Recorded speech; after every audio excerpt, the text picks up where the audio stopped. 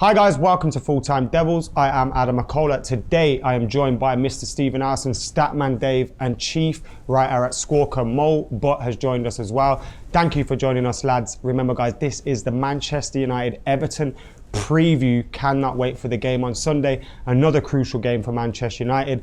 And United go into this game looking to get only their third win at Old Trafford this season. It's proper bleak at the moment.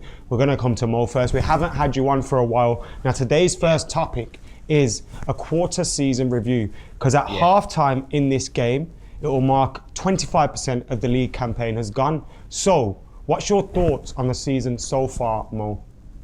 It's been pretty rubbish, hasn't it, mate? Let's be honest, right? It was like there was all talk of improvement last year, finished second, but what was also always sort of not mentioned or not mentioned enough was United finished second because David De Gea had an absolutely mental season. Like, you can't do that like more than once. Like, even as good as he is, and he is top 3 goalie in the world, unquestioned, right? What he did last season was absurd. The expected goals he denied was just outrageous. You can't do that, and it's like, without him pulling off miracles, in every game, United are dropping points here and there. If he's back in his form before last season, United probably would have beat Brighton. You know what I mean? It's like the dropping points, silly points you drop, they don't happen because De Gea pulls off a miracle save and then you build off that. And it's just, it's been rubbish, mate. Let's be honest, right? No one's playing well. No one's improved except Luke Shaw, right? Like last season, no one had improved except Jesse. And this season, no one's improved except Shaw. Youngie put in a great performance against what's his name, Hazard, but then he got ripped to bits by Newcastle, so you can't even defensively. say Defensively, put in a great performance. Okay, defensively putting a great performance against Hazard, but he got absolutely murdered by Newcastle, so you can't even say, oh yeah, he's at least good. He's playing well. No one really except Pogba and. Why do you think that is? Is it the tactics are holding them back? Is it the mood in the camp is meaning they're not flourishing? Is it they're not taking enough responsibility on themselves and allowing the manager to take the flak? What do you think is the reason for the underperformances and the lack of consistency? I reckon it's all three things. I mean, this is the thing I said before. I think last time I was on, I said there's a hierarchy of blame at United, right? Like, you can't let the players off the hook totally, right? They're not robots. They do have free will. So the players are to blame, right, for sure, for a little bit. But then above the players is Mourinho, right? Because his tactics are weird. There's no consistency of system, no consistency of tactics. Last time was the first time he picked the same 11 back to back. There's no consistency of selection. And motivational, but it's mood in the camp. I mean, that's everyone can see that's pretty terrible. You know what I mean? Like, just negativity. What he said after the Juve game, I didn't make any subs because I couldn't change the game. Chong's sitting on the bench there like, huh? You mean I couldn't change the game? How's he going to feel? How's Fred going to feel? You paid 50 million quid for this guy in the summer. Oh yeah, I don't want to change the game on the bench. Like, what? And then above even Mourinho, because, as bad as he is, Woodward and the Glazers, just disastrous recruitment. The only really good thing they did this summer was stop Mourinho selling Martial. Other than that, it's been mistake upon mistake upon mistake, and then the Glazers are leeching money out of the club. It's a hierarchy of blame. Everything's to blame. But I mean, it's just all a bit crap, isn't it? Let's be honest. I can't think of anything good. I mean, Pogba's all right, isn't it? Good footballer. He is. Statman Dave, what do we need to change from here on in to improve on what Jose has done so far this season then? I think we need to improve going forward. I think that's the big thing. I think this idea of giving players freedom in the final third is sort of rubbish in the modern day. I don't think that works. It doesn't work with our team. We don't have that responsibility in the final third. We don't have a plan. And I think that's the biggest problem that needs to be addressed. If you have that situation again where we're 1-0 down to Juve, we're still in the game, and all we're doing is giving it to Ashley Young's feet, and Ashley Young has to take on Blaise Matuidi, who just won the World Cup playing as a shuttler for France, basically helping their left side out, and then a very good left back in Alexandro, as well as crossing it to someone like a Bonucci and Chiellini. Like, are you mad? Are you crazy? Is that going to come off? So isn't it on the coach to implement a style that brings the best out of his players? Because we're clearly seeing that the best isn't being brought out of our group of players. Like, you can talk about what we haven't got, but we're not getting the best out of what we do have. How do we do that? I think it's quite an interesting one, because you think of the recent sort of super clubs in Europe, like Zinedine Zidane's Real Madrid, let's take. You've got two guys in midfield. One of them's played under Pep Guardiola in Toni Kroos, and one of them, Luka Modric, has been, since he was basically born, running the show of games, be it Dynamo Zagreb, Tottenham, or at Real Madrid. And that style was created by those guys in midfield. At Manchester United, we don't really have that in midfield, so we kind of need to tell them what to do. And I feel that clear lack of direction has been evident this season. The thing that really starts to annoy me is when Young receives it and nobody pulls wide to support him.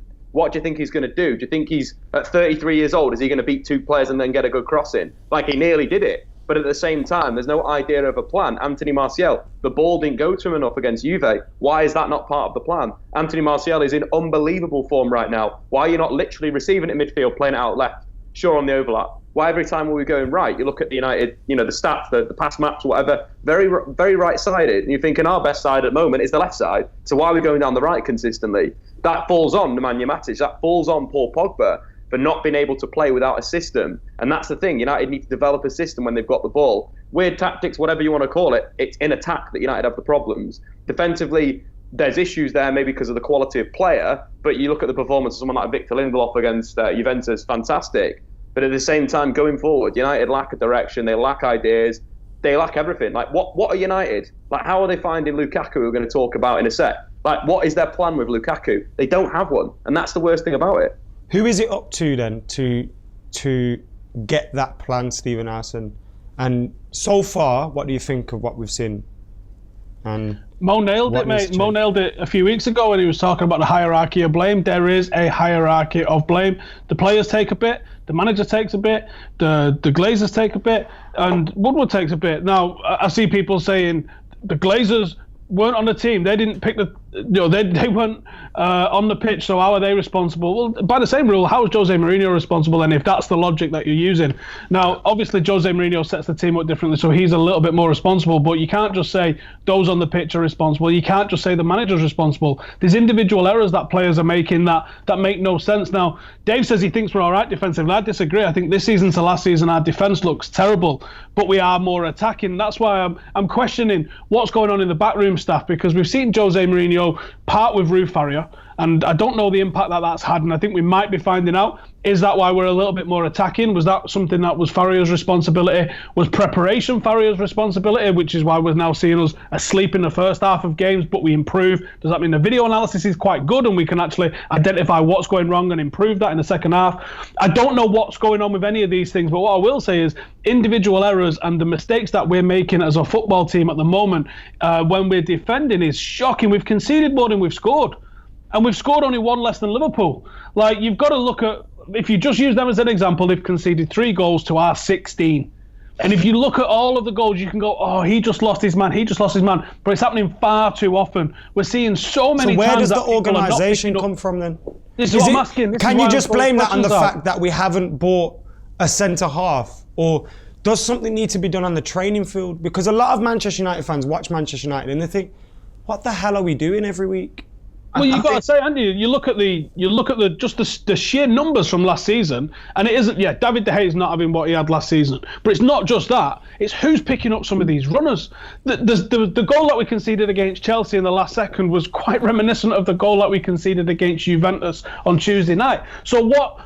Is no one looking at these in videos and going, why are we allowing people from the midfield to burst into the box when there's a scramble going on? Who's picking it up? Whose responsibility is that? That, for me, is individual player errors, people switching off.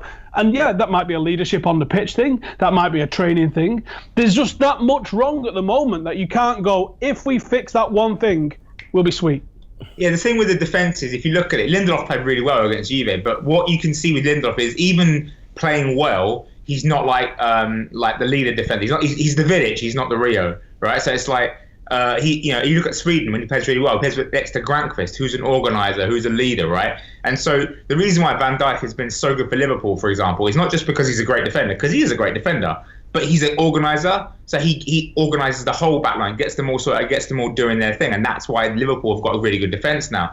You know what United need, and that's why he was obsessed with Alderweireld, is because United need someone who can be that organizer. Now, again, whether or not Alderweireld was worth 60 million quid, I don't know. But not yesterday against PSV, I know. Well, not yesterday against PSV, exactly, getting absolutely mugged off with that Vertonghen. So maybe he wasn't the guy. Maybe the board made a good decision there. But basically, United need some. That's why I much as I love Harry Maguire. Maybe that wasn't necessarily the right call, because I don't think Maguire's an organiser either. You look at Lindelof, look at Bailey. They're great centre backs, aggressive centre backs, but they're the second guy. They're not the organiser. That's what United need. And of course, United need a right back, because bloody hell, mate, Antonio Valencia and Ashley Young is poverty. That's just like absolute abject disgust. How is that your right back? This is the club that had Gary Neville a right back, Paul Parker followed by Gary Neville for what is that, 15 years, maybe more, and then Raphael and Fabio, who had issues but were fantastically good fun and fantastically ambitious.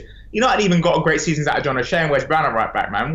How is it now Valencia and Young? It's just diabolical, man. It was interesting because Ronaldo, when he played against United in Fergie's final year, he played against Young and Smalling, and Young and Smalling were playing again like 10 years later. It's I mean, that's the thing. I mean, and Smalling's been relatively solid, right? But it's like he should have cleared out. Like the goal they scored was because he didn't clear the ball out. Delor's been injured. It would have been a possible choice. But do you think Jose? Because what's frustrating for me at the moment is like the league's gone, and we don't seem to be trying anything. Like we could use this season to say, let's experiment with this and that and this and that, and then progress somewhere. But it seems like we're just trying the same things over and over again. The likes of Delor. I know he's had injuries, but even when he's been fit, he hasn't been selected. No, but that goes on Mourinho. That's because this is the thing with Mourinho, right? It's like so much stagnation. Like he just looks like he very clearly is just out of ideas, and he's just now there because, frankly, he doesn't want to have to suffer the indignity of resigning. I mean, at this point, he's basically an olive-skinned Arsene Wenger. You know what I mean? Like he's just subsisting off past reputation and the fact that people don't really want to be like. The club don't want to boot him out. The club don't want to boot out a third manager in after just a couple of seasons. The club don't want to boot out a guy who's going to earn a lot of money in a payout. So there's a sort of like standoff going on. It's like the Cold War, isn't it? Mutually assured destruction. No one wants to make the first move, but it's just going to lead to, like you said, nothing's being done. It's not like he's trying loads of stuff and it's all tanking and failing. He's just putting out basically similar 11s, no real plan. Let's just get out there and talking about similar 11s. Sorry, Dave, we do need to move on to the next topic. Romelu Lukaku. Now, there's been reports this week. It is by the fat man at that paper that we won't name, to be fair. But those reports are saying that Lukaku is now going to be dropped or rested, depending which one you want to call it, for Marcus Rashford in the next couple of games, or in at least the next game. Now, do you think that would be the right decision to take Romelu Lukaku out of the firing line, Mr. Stephen Howson? Are you still thinking about the olive-skinned Arsene Wenger? Thinking about the conversation I just had. How do I word this without getting in trouble? Is he one of your sources that gets everything wrong again? I'll tell you after we've finished. That's a yeah. Let's talk about Lukaku then. United aren't playing to the Lukaku that we signed for Everton. We're trying to turn him into some sort of hybrid Didier Drogba, but he's not really a target man. He's not really that Mark Hughes, massive quad, sit back, hold 5 defenders off with your giant wingspan and lace on. But he's never been that. Lukaku is a guy that you put the ball in front of and he chases it and he gets it. And he's a player that you whip crosses into the box and first time and he gets his head on him and he gets a toe on him and he hits him first time in the box. Lukaku needs space in behind the defence and he gets himself on that. He's not a combative centre-forward. He's like a massive Chicharito, really, if you want to really simplify it down. He's just like literally what I said he was. I said he was 6'3" Chicharito before the season started. It was like, and he is. Like, second touch of tackle and all that. But he doesn't need it. He first touches it into the back of the net loads, doesn't he? So, like, I've seen a lot of people going, Lukaku is shit. And you're like, well, hang on. You don't score 27 goals for United in a season where we're not scoring goals if you're shite. But at the moment, he is playing shite, and I don't think anyone can argue with that because he looks short. He does look heavy, but this is a guy that he is massive, right? And this is a guy playing without a pre-season. Give the guy a break, absolutely. So whether or not the rumours are true, and I'll talk to you later about that, I do want to see him given a rest. But when you're looking at this from a Jose Mourinho perspective, the word was, if he didn't get embarrassed, and I mean, you can call aspects of what happened against Juventus embarrassing, certainly not even trying to bring a substitute on. And forget Chong. You had Herrera and Fred on the bench, and that should have been brought on. But there was aspects of that game that I found embarrassing. He didn't get embarrassed in those games and he's kept his job. But if he doesn't beat Everton and we go 1-8, or he doesn't beat Bournemouth next week and we go 1-9, then I think the club will act. So is he going to... But this question's about Romelu Lukaku. It is, and I'm getting to it. It's called storytelling. Shut the fuck up. So, but you're talking about the manager getting when sacked. This is done, man. I want to know, does Romelu Lukaku start or not? Shut up.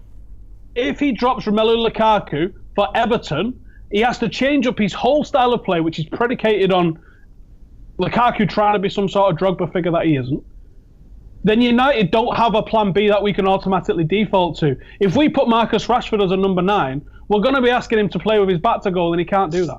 If we do it with Anthony Martial, he's going to have his back to goal. And you're going to do it for one game and then sack it for the Bournemouth game? I don't think it won't happen.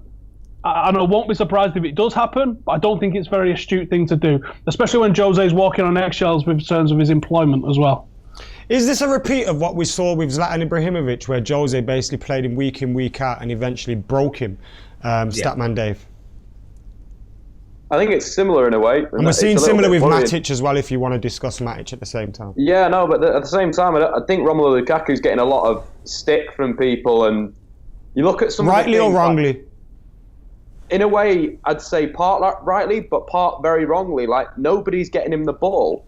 Like, you have that idea. It's been clipped up 5,000 times from taking that bad touch against Juve. Like, nobody was playing him the ball. Nobody has played him the ball this season. An example of that, for example, Paul Pogba to Lukaku happened 3 times against Juve.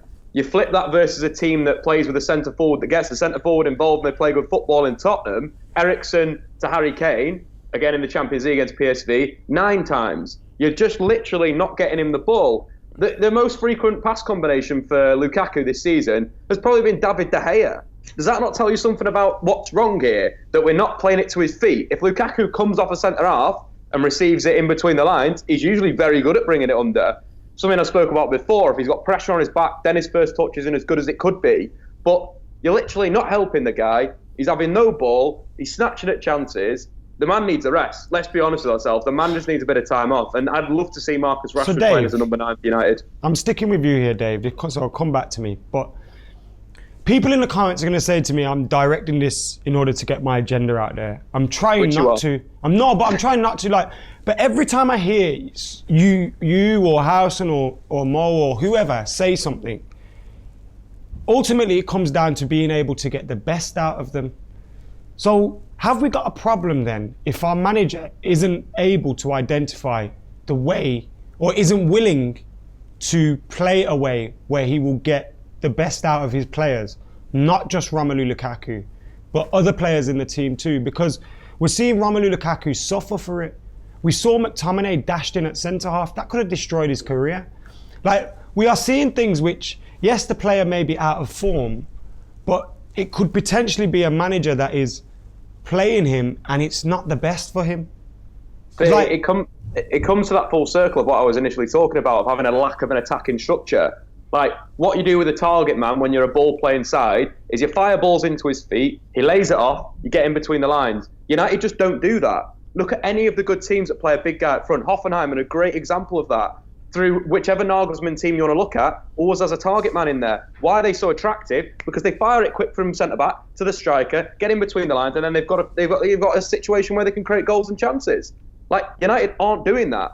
Look at the play every single time. It's centre-mid to full-back, centre-mid to full-back, centre-mid to full-back, cross. Like, you're not even crossing it the right way. You're not hanging it up for Lukaku. Lukaku is so good at the back post with a full-back. He's so good at winning that duel. We're not doing that. What are we doing? This is the thing. It's the whole thing. Like, what are we doing? What is the bloody plan? And there seems to be no plan at the moment. And Lukaku's, as well as, you know, a Scott McTominay that I feel very, very sorry for, and I thought he's played well in stages this season, but playing out of position's mad. Like, I feel sorry for Lukaku at the moment. I think he needs a bit of a break. Play Rashford through the middle. Get someone behind him like a Sanchez if he's fit, or a Juan Mata, and let that just play for a bit. So what you're saying is not drop him, change what's around him. I'm saying that rest him at the moment. Yeah, rest him, definitely. Give him a rest. Okay. Lukaku played the first game of the season. Lukaku played 23 minutes off the bench against Leicester, right? When he just come back with a week's training after come back from holiday, no pre-season, nothing. Since then, he's played 90 minutes every single game. Every single game. He played 90 minutes twice for Belgium in that span, or 3 times for Belgium in that span. Once he played 45 minutes. He's flipping knackered. Don't just rest him for one game, mate. Give him like 3 weeks off.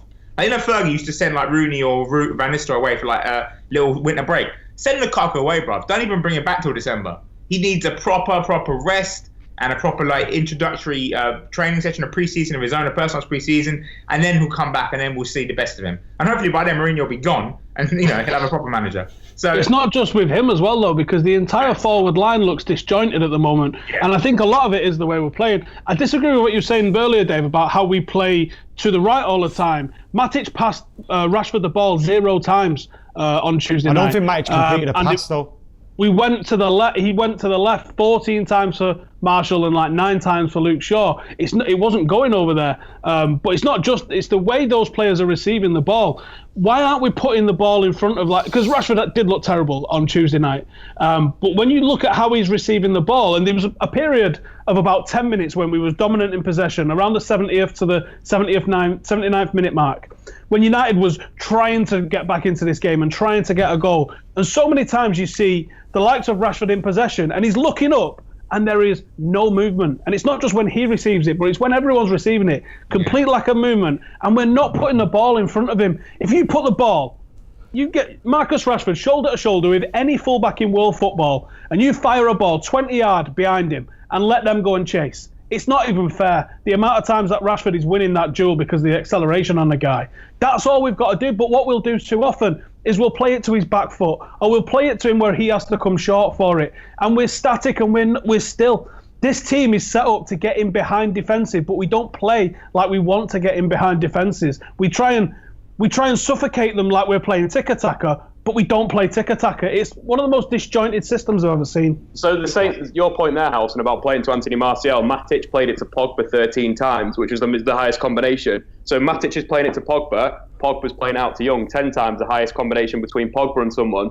So you make a point that's Pogba valid. would move and there'd be no movement. Left, but he's also playing through Paul Pogba, who is Manchester United's playmaker, who pretty much is just playing it to Young. And that's the issue what I was talking about, that lack of attacking structure, that literally it's going Matic to a fullback, so Matic to Shaw, or it goes back to Pogba and then goes to Young. Like, that's the frequent passing combination. And I think that's the problem. And I agree with your sentiment that we've got players that can get in behind and we never look for that pass. And that's the frustrating thing. We never look for the ball. Right, we're going to move on in a bit. Sorry about that. We got to move on. Producer Chris is going mad behind the camera. It's not that, but I just think you're making a lot of excuses. When really it just comes down to the fact that the manager hasn't coached the team, and he isn't coaching the team. And I think a lot of people look at it as players need to be responsible for themselves and have individual responsibility, which I agree with. But then he needs to sack it off and just leave it, because no one's improving under him. The football's not improving, the results aren't improving, his players aren't improving. So if he's not doing that, and I've said it before, if he's not doing that, and we're this far off the top already, why is he here? Because he's not bringing anything to the table. Anyway, moving on from that. Predicted 11 times now. Now, shout out to Dale from Straighty News. He got a perfect 11 against Juventus. He went for an unchanged lineup, and he got it spot on. Actually, he went for an unchanged lineup with one change, wasn't it? Yeah. Or was it unchanged? That was an unchanged lineup with one change. That was cheeky. Sorry, that was Cheek Sport Dave. Unchanged with one change. Sorry, confusing the two there. But nevertheless, he got a solid score. And he is sitting towards the top with Mo, who's on 10. But you've only been in one appearance. You need to get to 5 to make that score count at the end of the season. Cheek Sport Dave, 9.5 after 2 appearances. And Dale, who is pound for pound top of the league at the moment with 9.2 after 5 appearances. So that score is one that is already counting. Dave, you got 8.6. Not doing too badly. And Steve's got 8.2. And he's been in 10 previews. I think we need to give you a break like Lukaku, to be honest. Anyway, Dave, what's your team? I looked at my team and I just wanted to pick the team that I want. I don't really want to play this game anymore. I just want to pick the team that I'd want to see. So I'm going to go with that. De Gea in goal. Back 4, Delot, Smalling, Lindelof, Shaw, Chong, Pogba, Fred, Martial, Mata, Rashford. How refreshing would that be? To see that lineup and be like, Delot is not injured anymore. He's now playing with Chong, who looked very, very good when they played together on the right-hand side for the under-23s. That would be beautiful. Seeing a bit of Fred. I've missed him. That would be nice in midfield. And, you've got Marcus Rashford up front, giving Lukaku a rest. That would be a team that Everton would come to United and think, oh, Jesus, we've got a lot of things to deal with now. We've got a lot of problems. That'd be nice. That's what I'd play. So you know were what? on 8.6, Dave. That's going to drop. You were on 8.6, but that's going down. Yeah, who cares? You know what I mean? Mark, you're going to win anyway because yours match fixer, don't you? Yeah, considering I don't ever get to enter a team. I'm kind of glad though, to be honest, because it would probably crack me up. Anyway, Mo, what's your 11, mate? All right, I'm gonna go. Yeah, I'm gonna do it. Unchanged, no changes. He's gonna pick the same team he picked against Juventus. Third game in a row. He came up with that whole I don't have any changes to make off the bench. He's gonna ride that again. He ain't gonna rest Lukaku. Lukaku playing his old team. He'll want to get one over on them. It's gonna be the exact same team. This is before the press conference, by the way, so these guys don't know the team news. So if Jose's come out and said Lukaku's been sent on holiday for 3 weeks, then Mo didn't know that when he gave his team. I'll be happy if he's been sent on holiday for 3 weeks, to be honest, mate. He needs it, poor guy. Be happy if, I'm not going to say it. Steve? I would probably say, much like Dave, I want to go with a team that I want to pick rather than the team that Jose's going to pick. Everyone's throwing points away this week. We want some goals. That's what we want. We want some Garys. But I can't even pick the team that I want to pick because there's knocks, there's injuries, and there's people desperately in need of a rest. Did you want to pick Beckham? Yeah. David Beckham and Lukaku would be mint. Best mate. It's a great combination. That would be so good. David Beckham didn't rely on pace. Even 09 Valencia, you know. Even 09 Valencia. Rooney's always free. Shut up, Chris. Chris suggested we should buy Rooney. Why'd you say the R word, man? Come on. Anyway, so Big Dave in net. I'm going to go with a back four. I'd love to see Dalot and Shaw as fullbacks getting forward at home to someone like Everton. I was going to put Bay in, but let's be honest, there's more chance of me lining up than Bay starting the way he is with Mourinho at the minute, so it's going to be Smalling and Lindelof. I think Herrera I'd like to see in the 6. There's no way this happens, so I'm going to just preface this because there's little soldiers in there of Mourinho's that he's definitely going to be getting in the team. And if he gets one of them out of the team in Lukaku, he's definitely not getting both of them out of the team. I thought you and Dave were two of them soldiers. What's going on here? Don't worry about that. So I'm going with Herrera as number 6 because I think he can do that job and mopping up in that number 6 area. And then I want Fred for a bit of all-action playmaking. Paul Pogba because he's the best footballer that we've got in the world. I want to see Sanchez back in the team on the left. Hopefully he's a little bit refreshed now. I'd love to see Jesse Lingard in. Moving on. Mata, I would say instead, no, that's not me picking Jesse Lingard. I said I'd love to see him, but we're not going to see him. Mata on the right, Sanchez on the left, and Tony Marshall down the middle up front is what I would want to go for. Give Rashford a little bit of a break as well. Bring him off the bench. Not even put Lukaku on the bench. As for seeing someone like Chong and all that lot, I mean, I think everybody knows my feelings on how much of an absolute piss take that was, bringing him on. And all the people saying Rashford played against Midgetland. All right, yeah, he did play against Midgetland. But people forget that we needed a result. Against Atletico. Yeah, we needed a result in that. And it was a knockout game, not a group game. So you could argue that Marshall's debut against Liverpool meant way more. You could argue that Rashford's debut was more meaningful and probably more pressure than a game against Juventus. Now, yeah, nowhere near as good as that Juventus back line, but teenagers can come on and get you goals, as Jadon Sancho's been proving all season long in the Bundesliga. So teenagers aren't afraid of him, man. That's what it is. And like Juventus wouldn't have prepared to have faced Chong. They wouldn't have watched videos of him. They wouldn't have obviously he's a skinny little lad and they could just lump him into the stands. That's misanalysis. I think they would have known who Chong is. They're not going to go to a game. They would have known who he is, but do you think they would have spent as much time focusing on Rashford, Martial, Lukaku and Chong? It's not an unknown. They know about him. It is an unknown.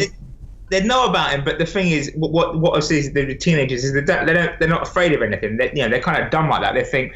And he would just, and even if he probably would have got no change out of Alexandro, let's be honest, right? But he comes in off the flank, comes at Keelan. Keelan's about 50 years old. He could have probably won a couple of fouls off him. You never know. You just never know. You never know. But I'll tell you what you do know. If you don't change anything for 90 minutes, you're not going to change anything. Yeah. Simple as that. That was frustrating. But we didn't have Fellaini, guys. How bad is that? I know, guys. Like, seriously, I've been saying it all Dave, along. you shut your mouth. You shut your mouth, player at Dave. Manchester United. Mourinho's You know what? mouthpiece. What I think what did my nut in the most about that though was Lads. the fact that Fred didn't play. Lads. How did Fred not play? 50 Lads. million quid. Lads, moving on. Anyway, thanks for your teams, guys. Hopefully you can do a deal and get... Actually, I don't want you any years to get a perfect score, so I hope you don't.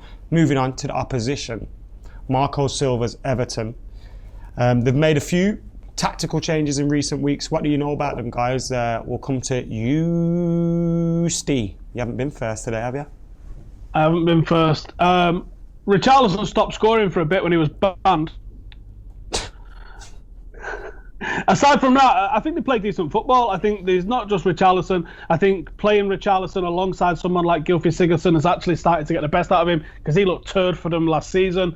Michael Keane looks like a player again this season for him after he had a bit of a quiet one. Digna's playing well for them. They've got attacking fullbacks in with him and with Seamus Coleman. I'm a big fan of Tom Davies, although I don't think he's having the greatest season. They're a team that you don't want to be playing in the form that we're playing in at the moment because they could come and get a surprise against us and really put some pressure on Jose. If we don't win here this weekend, I think there's going to be big problems and big questions asked about him, and I'm not even confident going into it about it either because United have been so... I don't want a prediction, by the way. I don't want I'm not a giving you a prediction, prediction. so you I'm just saying, like, this game is less about what Everton are going to bring to us and more about which United are going to bother turning up with what sort of attitude. Well, don't we know what United is going to turn up? Because they've been turning up every week for the last 2-3 years. Like, we know what United is going to turn up.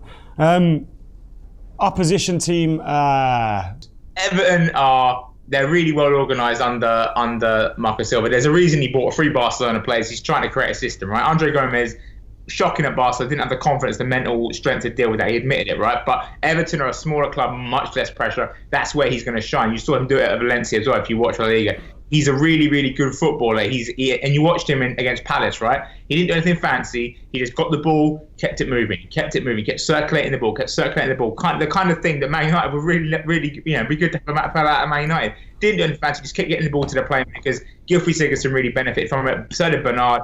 He was just constantly available as a pass. That's going to be interesting to see if United can key in on that and stop him from doing that. Lucas Digne, obviously, brilliant season, doing really well. Left back, Seamus Coleman, we know what he's all about. It's going to be interesting as well because in attack, man, they've got so much dynamism. Like, Richarlison is really, really, really... What have you made of him through the middle? I think they'll put him through the middle. I think because he's got that kind of physicality and the skill and ability to come it through the middle. I think you want to develop him into a number 9, really, because that's where he's going to... He played there for Brazil, and that's where you really want to develop. That's where his skills, his goal scoring is his best skill. That's where you want to put him. Bernard on the left, very tricky, very quick. Walcott, he's fast still. So they've got good players. And what's more interesting is they can bring off the bench, man. They got big Yerry Mina. If they start him at the back, set piece is very dangerous. And United aren't exactly the most organised team in the world. Pogba could easily lose Yerry Mina from a set piece. That could be a problem. Cenk Tosun come off the bench, adds a lot of goal power late on in games, and that's going to be... They've honestly got more attacking options than United, which is the sad thing. And then because we've got about Calvert-Lewin as well. They've got so many options. Both their goal scorers against Palace, Calvert-Lewin and Tosun, came off the bench. So it's like, if Everton come out fly United and do really well, even if United hold them at bay or outplay them or whatever, they can bring on guys off the bench and change the game. It's mad. How have Everton got more attacking Imagine options? making substitutions. Dave, any stats for us? I think the one that I really like from Everton's Lookman, obviously at RB Leipzig last season, and they couldn't get the move over. Lookman actually was the guy that really changed it. Everton were a little bit stale in midfield. It was a bit of a boring game. Crystal Palace just sucked the life out of football.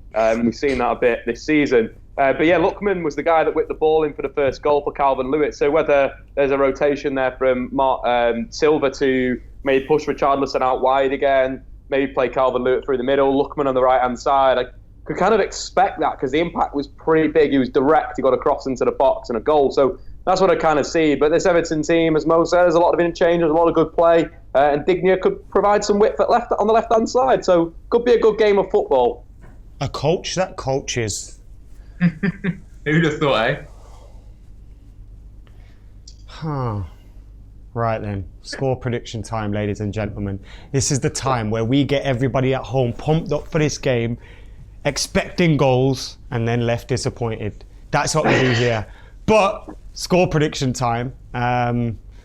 Who looks the most confident here? Stephen Howson. You. What's your score prediction? Oh, I don't even like football anymore. But you say that every week. I say that I've said it every week now for about a year and a half. years. Sake. Oh, do we have to go? Go. Score predictions. Everton at home. Go. I think we'll win 1-0. No, I don't think we'll win 1-0. I hope we win 1-0. Statman Dave. No, in fact, I'm coming to you last, Statman Dave, for the delusion. I love delusion at the end. We need it. Mo. 2-2. See, that's why I couldn't have Mo going last. Everton take the lead. United do the rally, the comeback thing. 2-1-1 to make it 2-1. It's like, yeah. Then Everton make some changes. Bring on Calvert-Lewin, bring on Tosin, and get an equaliser at the last minute. It's just like the Chelsea game, and they even play in blue. Yeah, pretty much. Bollocks. Dave. I think the big game on Sunday is actually the Clasico. I'm going to go 3-1 Barcelona, Adam.